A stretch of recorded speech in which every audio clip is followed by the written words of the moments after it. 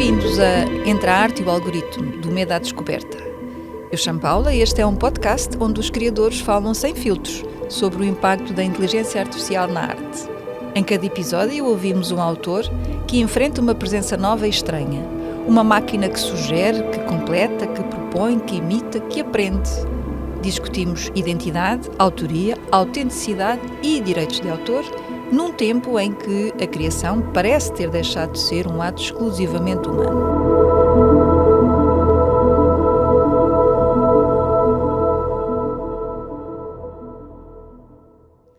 Hoje recebemos um autor que escreveu alguns dos maiores êxitos da música portuguesa. Um contador de histórias que transformou palavras em hinos, emoções em refrões. Autor de mais de 400 canções, compositor, letrista, produtor, editor, gestor, com uma visão única sobre a música em Portugal. E não só, mas em Portugal. Connosco, Tosé Brito. Tosé, olá, muito obrigada por estar aqui. É bem bom tê-lo aqui. É muito bom estar aqui. É muito bom. Tosé, a sua carreira foi sempre marcada por canções que falam ao coração. Todos nós nos habituamos, alguns de nós crescemos 90% com essas vão canções. por aí. A sua escrita vem da experiência, da observação, da vida sentida. Acha que há algo nesse olhar humano que a inteligência artificial nunca poderá imitar? Eu creio que sim. Eu vou começar por dividir a minha resposta e dizer desde já que o meu sentimento em relação à inteligência artificial, por um lado, é de grande preocupação. Certo. Muito grande. Mas também de alguma esperança. E eu diria que há três dimensões diferentes na vida de um ser humano, de um homem, de uma mulher. Uma dimensão pessoal, uma dimensão pessoal, uma dimensão profissional e uma espiritual. Uhum. Pelo menos é assim que eu tenho pensado. Leitura, claro. É assim que eu tenho pensado quais serão as dimensões que temos em termos enquanto seres humanos. Como humanos, exatamente. As canções que eu escrevi e que nós estamos aqui a falar vêm da primeira. Vem da dimensão, chamemos-lhe pessoal, que passa pelos afetos, passa pela amizade, passa pela vida familiar, passa por tudo isso. Pela experiência de vida. Pela experiência de vida, exatamente. É nisso que eu tenho baseado toda a vida para escrever canções e eu penso que essa é uma área em que não será muito fácil a inteligência artificial entrar ao nível do humano. Pela parte emocional, pela inteligência emocional que nós temos e que obviamente que irão procurar que a inteligência artificial a tenha também. Mas, imitar, pelo menos. Mas há questões, que é que sabe um beijo? Vai ser difícil aí alguma vez chegar lá. O toque no corpo de uma pessoa, o que é que se sente? Mas podem ensiná-la a ficcionar esse sentimento. Sem dúvida, mas é uma ficção, não é? Eu vou dar um exemplo aqui. Eu acho que, por exemplo, as massagistas, os massagistas vão ter sempre emprego. Porque tocar no corpo de uma pessoa e perceber onde é que ela precisa de ajuste, exato, não é fácil para um robô. E, portanto, estas questões que são do foro afetivo, emocional, etc., muito pessoal, muito íntimo, eu penso que aí eu não tenho grandes preocupações, ou pelo menos tenho grandes esperanças de que nós consigamos continuar a ser únicos, continuar a escrever estas canções que eu sempre tentei escrever, porque fazem parte daquilo que eu senti, de questões muito íntimas, e entrar no meu foro psicológico, nas minhas neuroses, nas minhas ansiedades. Também as tem, não é? Também não é fácil. E, portanto, eu aí sinto-me mais seguro. Mais tranquilo. A parte profissional é que é mais complicada. Então, acha que a inteligência artificial, por uma questão de facilidade, vamos dizer a IA, para não estarmos aqui a dizer palavras tão grandes, nós vamos chamar IA, e já agora, quando falamos em IA, é inteligência artificial generativa, não é a inteligência artificial, digamos, tradicional, claro, aquela que com a qual já lidamos há muitos anos, mas acha que essa inteligência artificial generativa, ela não substitui a emoção, não consegue substituir a ironia, o contexto. Paula, eu acho que o autor é muito difícil, consegue. Porque, é? Inclusivamente, eu tenho feito algumas tentativas de perceber o que é a IA, não é? E todos nós já fizemos, eu creio que todos nós já tivemos aquela tentação de deixa ver o que é que sai daqui. E nesse campo eu acho que aquilo que eu tenho conseguido não me satisfaz de maneira nenhuma. Então Zé não acha que ela pode ajudar a descobrir novos caminhos criativos? Pode, isso pode. em termos dos tais sentimentos que estamos a falar, em termos da palavra, é mais complicado. Se dividirmos a canção em música e letra, a parte da música, a inteligência artificial vai lá muito mais depressa, chega lá muito mais depressa. Até porque os exemplos que tem e que lhe são dados por nós, não é? Acabam por lhe dar essa possibilidade. Os sentimentos são uma coisa muito pessoal, que passam muito pela esfera pessoal de cada um. Os meus não serão necessariamente iguais aos de qualquer outra pessoa que escreve canções. E, portanto, eu acho que aí vai ser mais complicado alguma vez competirmos em termos de sentimentos. Acho que, inclusivamente, não devemos dar muita informação afetiva e sentimental à IA. Mas o problema é que nós não controlamos a informação a que a IA acede. Mas há alguma que nós às vezes somos tentados a confessar e a falar e a dar-lhe a conhecer coisas que eu acho que são muito, no foro íntimo, acho que é melhor não. E outra coisa que também seria tentado aconselhar é que não privilegiemos a interação com a IA em relação à nossa interação com humanos. Com o ser humano, sim. Porque vamos nos tornar sociopatas e até porque aí podemos cair numa coisa que é, chamar-lhe a negligência moral, que é deixarmos de ter a mesma moral que temos e começarmos a adotar uma moral que nos é imposta pela IA. E acho que aí é preciso ter muito cuidado, mas estamos mais seguros. Há outros campos em que eu tenho muito medo. Essa é uma questão que se coloca e é uma questão muito pertinente, que é quando o ser humano tenta aproximar-se da IA e tenta replicar a IA, ou seja, não ser a IA a replicar o ser humano, que isso é o que está a acontecer, mas é o ser humano na perspectiva de que só poderá ser competitivo se imitar a IA, ou tentar imitar a IA, e aí é que perde essa Paula, podemos humanidade, cair digamos. No tal erro de dar informação a mais à IA, no sentido daquilo que sentimos, daquilo que somos. E esse aspecto eu diria que terá que ser preservado, porque realmente isto é um pouco assustador, porque se me dissessem que há quem diga, há quem defenda que dentro de 5 a 20 anos a IA vai controlar a humanidade. 20 anos é muito tempo. 5, será mais cedo. 5, 10. Sim. Não é preciso mais de 5, se calhar. Se calhar. Se me dissessem que íamos ser invadidos por extraterrestres daqui a 5 anos, eu acho que estaríamos a tomar medidas urgentíssimas para essa invasão. E estamos a ser invadidos por outra coisa que não são extraterrestres, mas que têm um poder, poderá ser comparado claro, a isso. Sim. E eu vejo muito poucas medidas a serem tomadas e isso assusta-me bastante. Não vejo regulamentação, não vejo... Acho que as pessoas estão um pouco distraídas e estão a achar isto tudo muito natural. E isto não é muito natural. Isso é um certo alinhamento que nós vivemos em termos da sociedade em geral, quer internacional, quer aqui no nosso país, que é um certo alinhamento, enfim, daquilo que vai acontecendo e das grandes questões, das questões que verdadeiramente interessam à sociedade. Vivemos muito naquilo que hoje em dia se chama a espuma dos dias. Não é?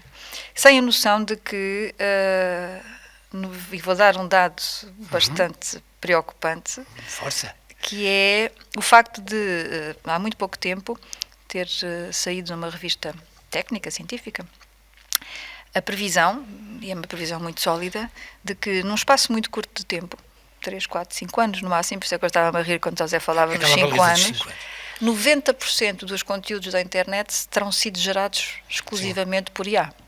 Ou seja, 90% do que nós consumimos na internet é feito por IA.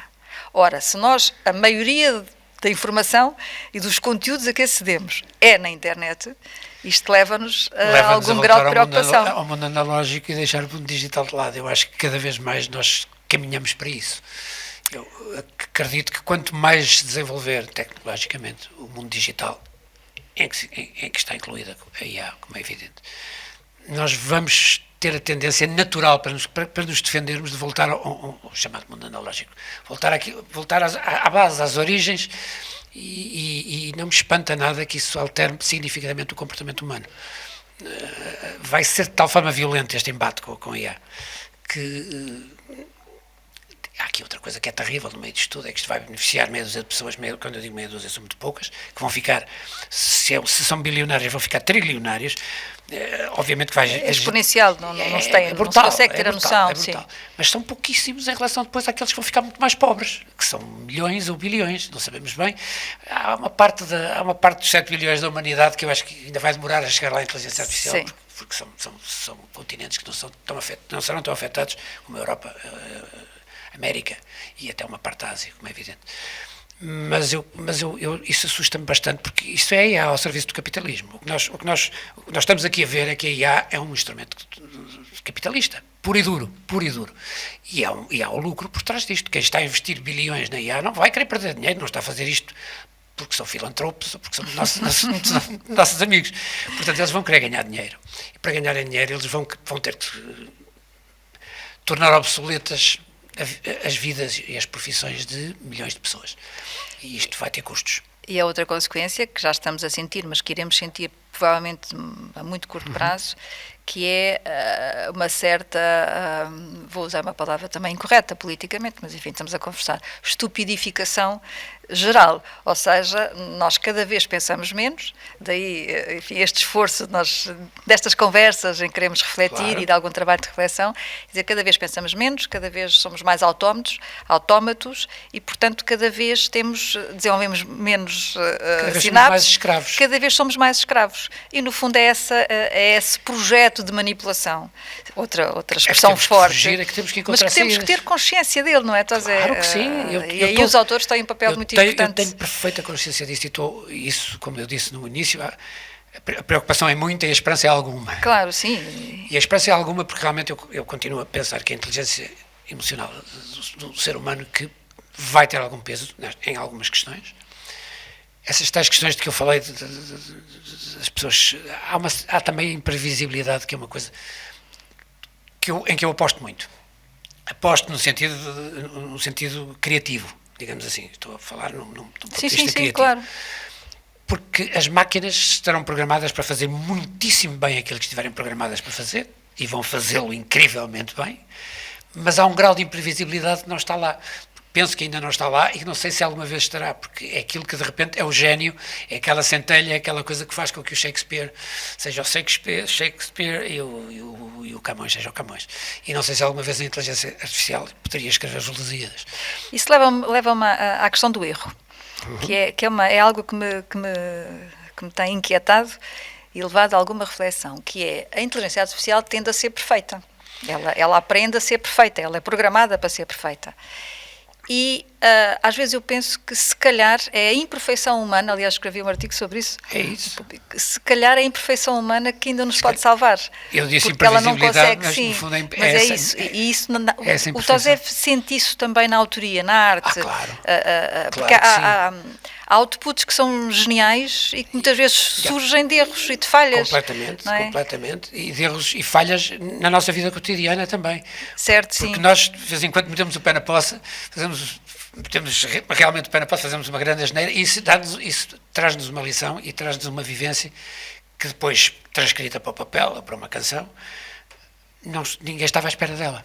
São as tais canções que também são imprevisíveis e que têm esse lado emocional muito forte. E as pessoas dizem assim, de onde é que isto veio? Eu não estava nada à espera de que isto pudesse aparecer.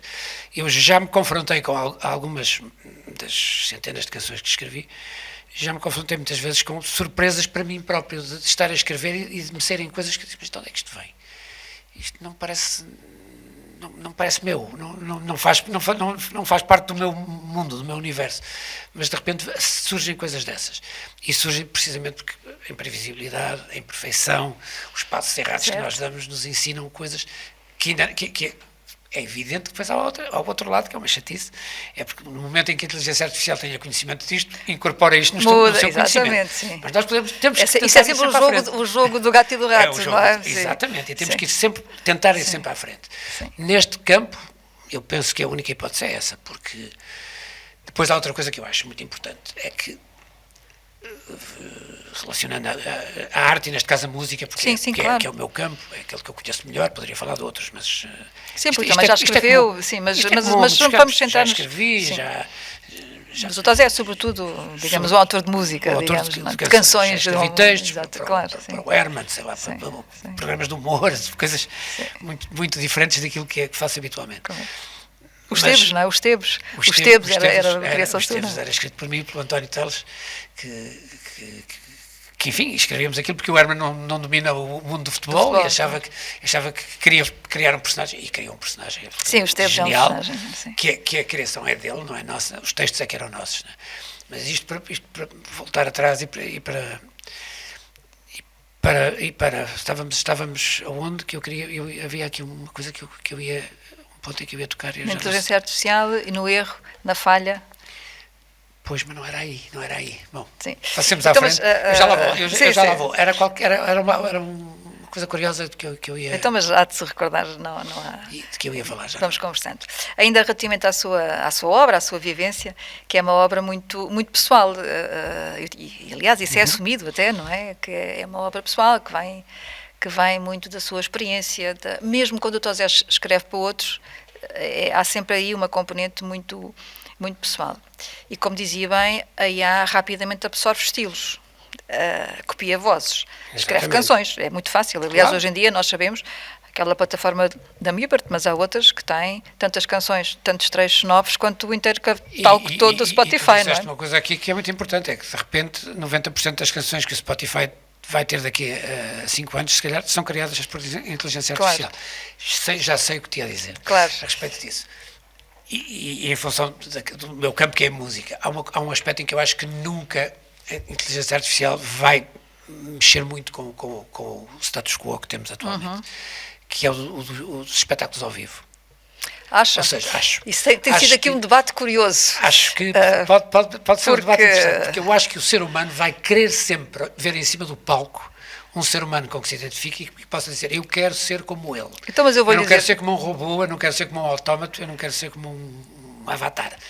A juventude de hoje, estás a dizer? A juventude de hoje, que cresce com este...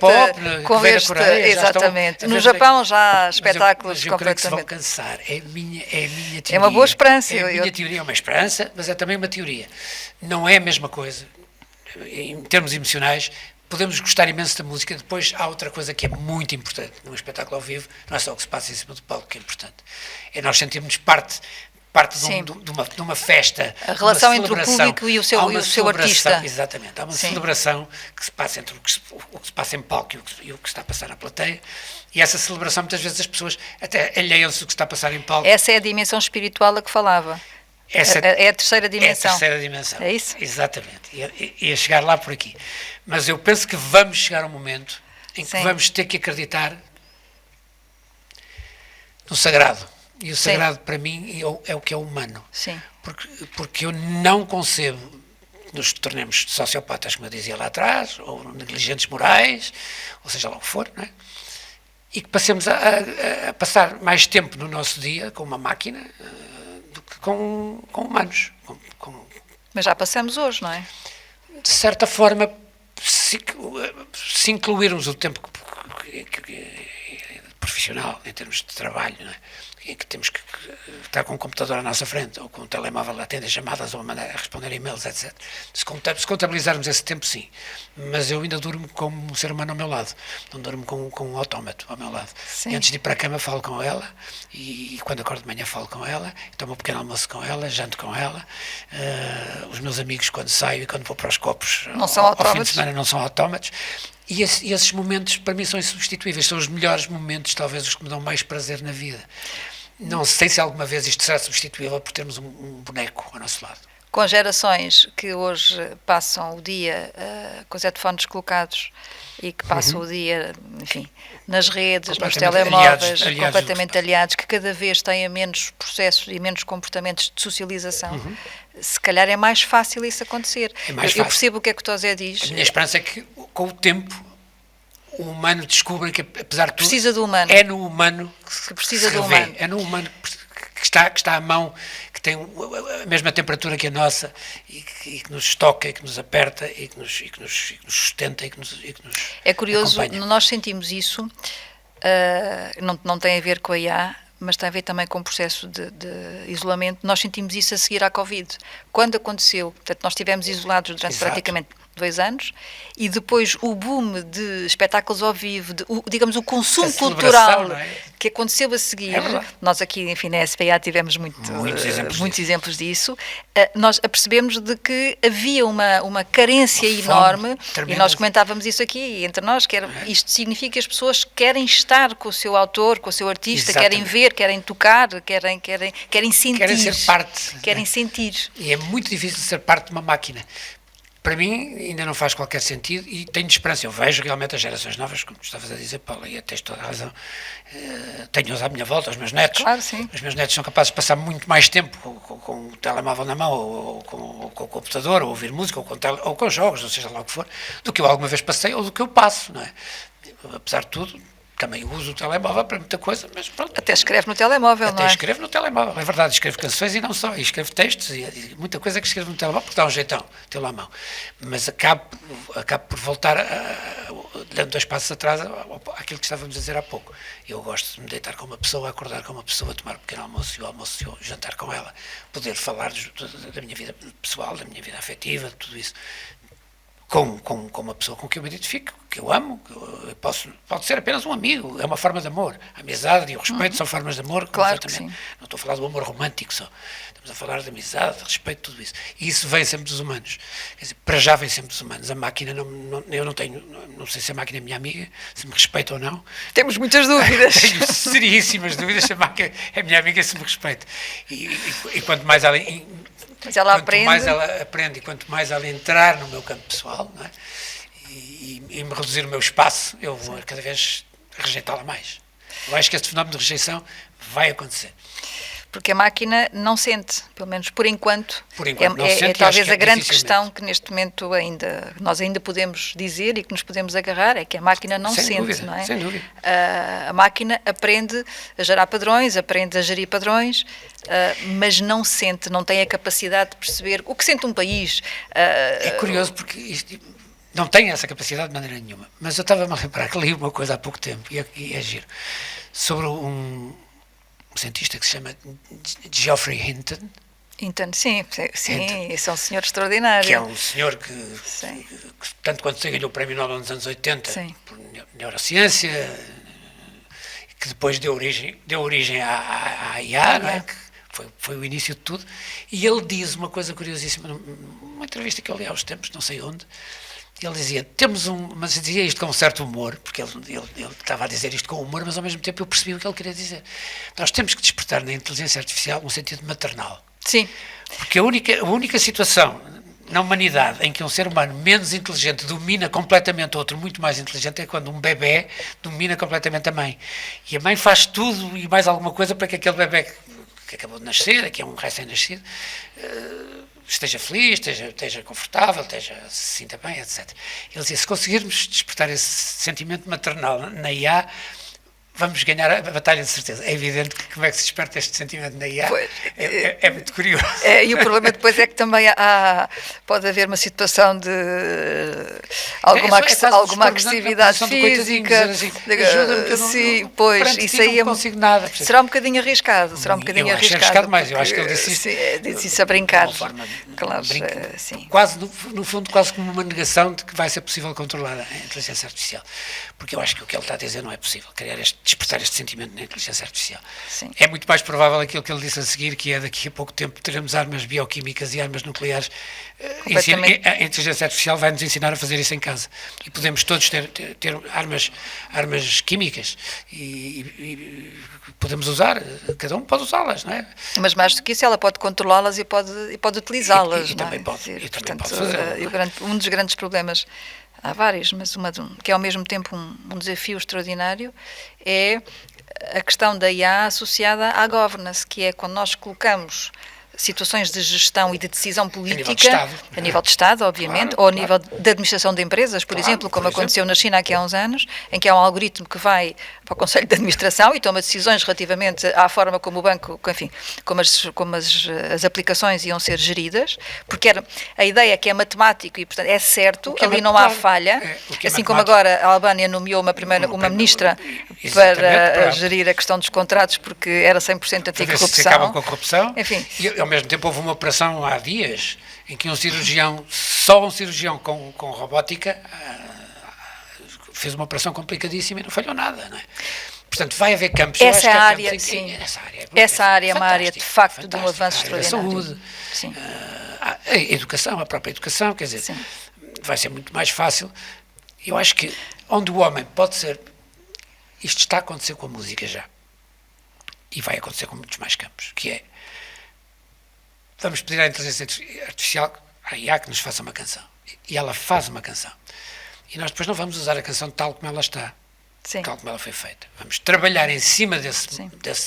esquiço, desse monstro que a Sim. gente usa na música. Vamos trabalhar, vamos alterar melodicamente, harmonicamente, ritmicamente, podemos alterar esse modelo que a IA nos deu.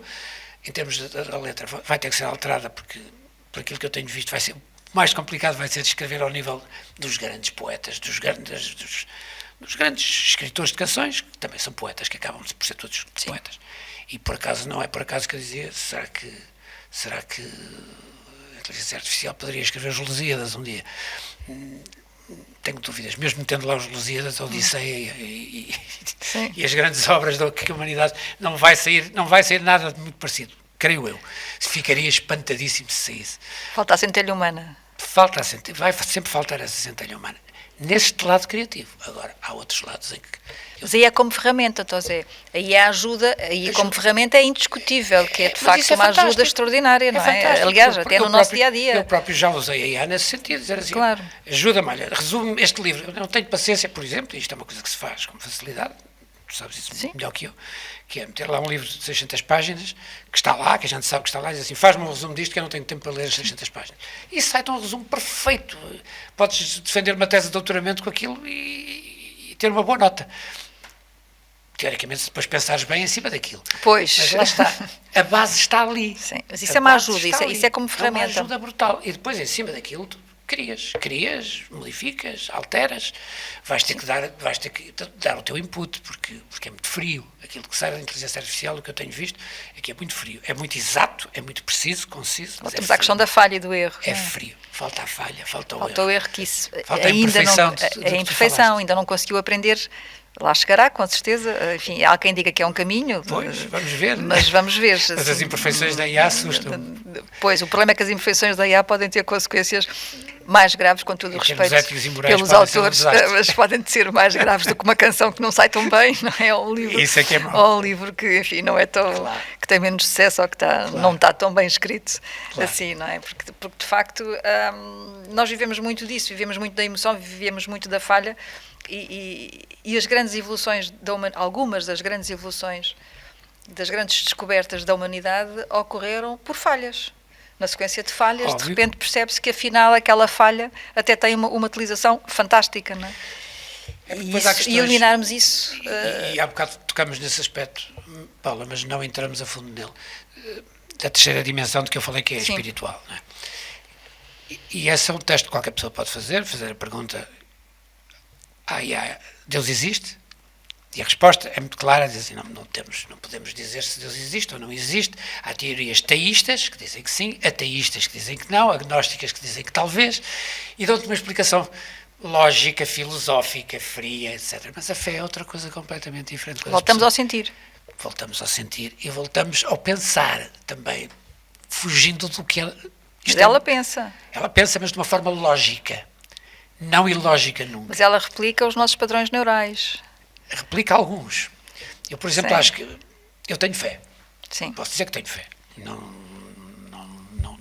Não sou um praticante em termos de igreja, porque isso depois é outra dimensão. É outra dimensão. Eu tenho os meus conflitos com algumas ideias eclesiásticas. Pelo menos com algumas posições e com alguns comportamentos. Sim, fundamentalmente isso.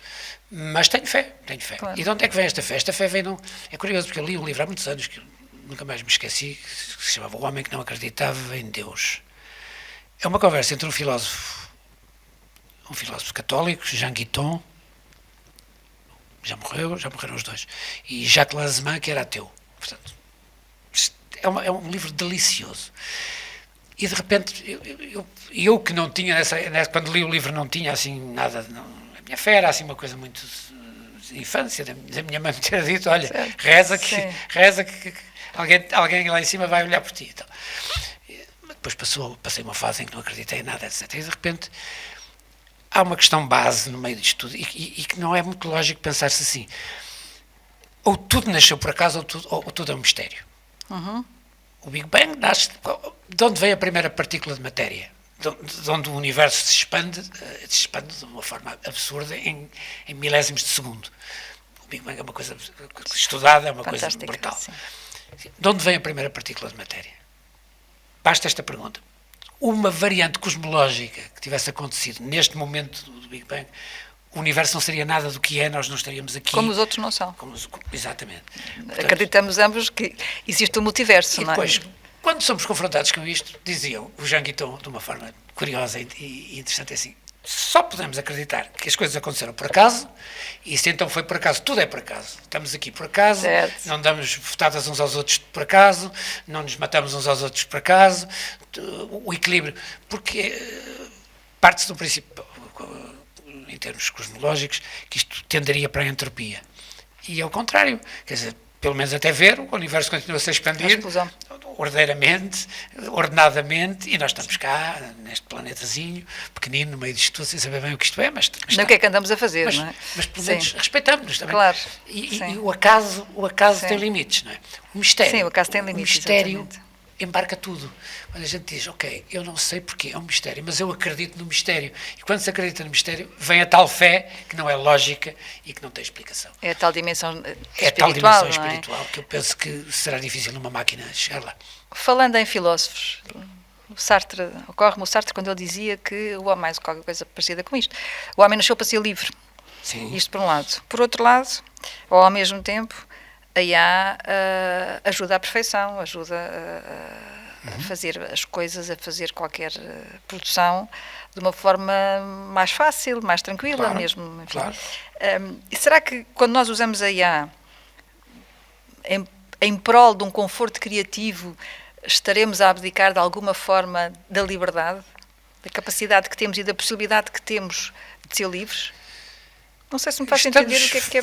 Sim, estamos a facilitar. Estamos a facilitar, pelo menos. Estamos a facilitar, pelo menos. E nos tempos que correm, com a situação, enfim, não vamos entrar por aí, mas com a situação. O homem é comodista por natureza, não é? E se tiver a possibilidade. Por isso é que a IA funciona e é tão bem recebida. Se tivermos a possibilidade de carregar num botão e dizer assim, pá, metade do trabalho está feito, ou mais, muito mais de metade, agora é só dar aqui um jeitinho. Eu acho que o homem não vai resistir à tentação de carregar no botão. Nós nascemos para ser livres, mas também temos, de facto, essa grande tendência. Mas, mais uma vez, eu acho que porque nós temos dimensões diferentes em termos de campos filosóficos, não é? Estamos a cingir-nos neste momento ao profissional, basicamente. Sim. Porque quando entramos no campo pessoal ou no espiritual, que são os outros, que é assim que eu vejo a vida, é assim que eu penso, aí não temos tanta tendência a fazer perguntas e a dar de barato. O meu casamento está cheio, estou aqui cheio de problemas com a minha mulher, o que é que eu faço? Quer dizer, vou perguntar quais são os problemas, qual é o problema que tem, como é que isso nasceu? Mas é muito complicado uma máquina vir perceber aquilo que nós intuitivamente olhamos para uma pessoa e no momento em que olhamos, no instante em que olhamos, percebemos que há alguma coisa que está mal ou alguma coisa que ou está tudo bem. Mas por outro lado já aconteceu recentemente em que alguém faz essa pergunta à máquina, isto é real, e a resposta foi, acaba com a vida. Pois. Porque péssimo conselho, analisados os dados, pois, é assim. Não havia solução e, portanto, a solução era acabar com o problema acabava se a pessoa deixasse de existir. E esse é o perigo deste pensamento lógico, não é? É porque há aqui Sócrates, continuamos na filosofia, isso eu gosto. Porque Sócrates partia do princípio que fazia perguntas, porque dizia que o conhecimento só poderia vir de fazermos perguntas e no fundo é o que faz a máquina, não é? Mas Sócrates partia sempre do princípio que não sabia nada. Sócrates partia do princípio, eu não sei nada, portanto estou a aprender. A máquina pensa que sabe tudo, ou que já sabe muito, e que está só a acrescentar. Mas ela também já aprendeu Sócrates, porque ela já leu Sócrates, ela sabe a heurística, claro e hermenêutica. Ela diz-nos isto também. Exatamente. Se a gente for lá procurar, ela sabe. Ela isto já sabe. Mas isto para dizer que há realmente uma diferença muito grande, quanto a mim, em relação ao homem perder essa liberdade, porque de repente se acomoda tanto que diz assim, vou carregar no botão, agora vou lá chatear-me, ter que trabalhar, ou ter que escrever canções, ou ter que escrever uma tese sobre não sei o quê, carrega e depois trabalha aquilo e tudo bem, já 90% do trabalho está feito. Essa é uma tentação que pode ser perigosíssima. Sim. Porque vai nos levar a não pensar, como tu disseste muito bem, vai nos levar a neste caso não é uma negligência moral, mas é uma negligência cognitiva, em que nós vamos deixar de pensar e vamos dizer, pronto, isto temos aqui umas ferramentas que nos facilitam a vida, não é? Vamos usá-las e depois vamos para a praia, porque isso a ferramenta não faz por mim. Quando eu quiser dar um mergulho ali ao guincho, eu para ir ao guincho tenho que ir lá dar um mergulho. E aquele mar também não há inteligência artificial que o invente. E de repente vamos dividir a vida entre a parte que entregamos às máquinas e a parte que não entregamos às máquinas, que é nossa. E são os nossos prazeres, porque eu também, se quiser comer, também não é o computador que me vai dar de comer.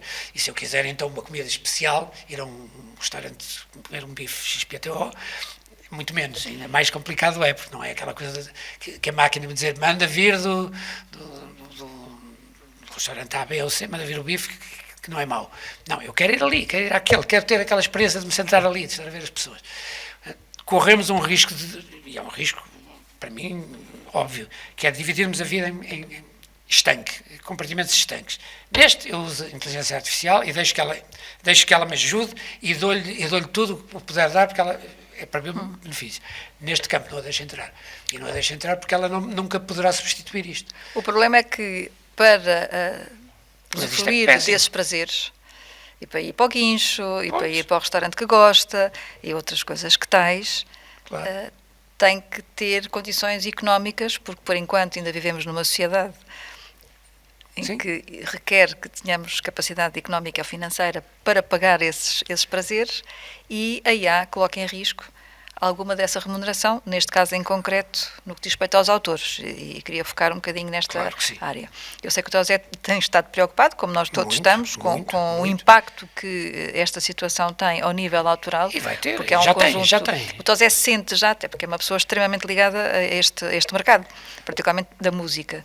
Sente já aqui em Portugal o efeito nefasto ou menos positivo da inteligência artificial? Sente-se, por exemplo, naquilo que é chamada música de livraria, sim, a música branca, música de livraria, que era paga, não é? Comprava-se, era muito mais barata que a outra, que as canções originais, mas também é feita por autores humanos, a música de livraria. Mas também é feita por autores humanos. Neste momento já se pode comprar a inteligência artificial uma música que é absolutamente igual, porque é uma música de fundo. Quando nós entramos num supermercado, quando entramos num espaço comercial qualquer, aquela música que a gente ouve, que nem está a ouvir, era paga e vai deixar de ser paga, porque a partir de agora é só descarregá-la, não é? Claro. Portanto, aí já se nota. E depois, onde eu começo a notar que vamos ter que encontrar caminhos para descobrir quando é que isso é feito, porque não é moralmente e eticamente não é correto.